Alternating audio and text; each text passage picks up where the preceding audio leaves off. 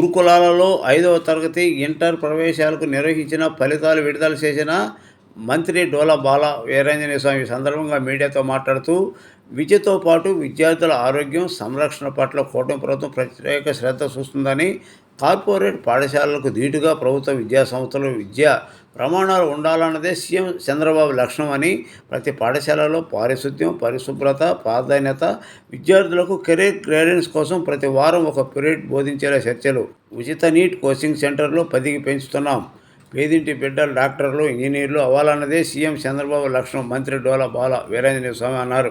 నిర్వహించడం జరిగింది. దీనికి 5వ తరగతిలో 39,281 మంది అప్లై చేసి 32,823 మంది పరీక్షకు హాజరయ్యారు. అందులో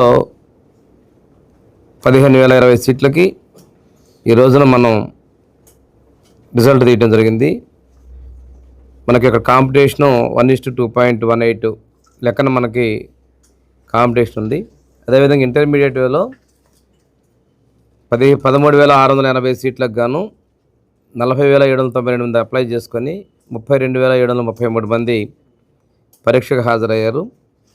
ఇంటర్మీడియట్ మొదటి దీనికి కాంపిటీషను 1:2.39 రేషియోలో కాంపిటీషన్ ఉందండి.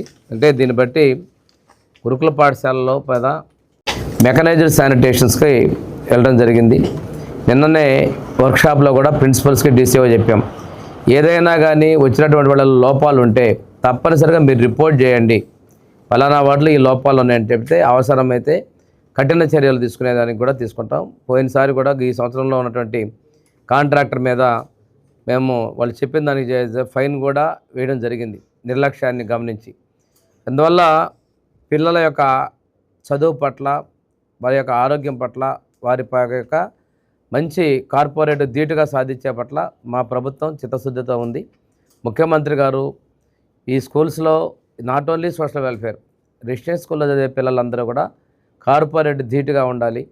వారు కూడా మరిన్ని ఒక లక్ష్యంతో వాళ్ళకి టీచర్స్ కూడా నిర్దేశించాలి. కెరీర్లో కూడా వాళ్ళు ఏ ఐఏఎస్ అవ్వాలనుకున్నా, ఏది అవ్వాలని దానికి వాళ్ళకి అవకాశాలు కల్పించడం కోసం మేము కనీసం నెలలో ఒక క్లాస్ అయినా పిల్లల కెరీర్ కౌన్సిలింగ్ కూడా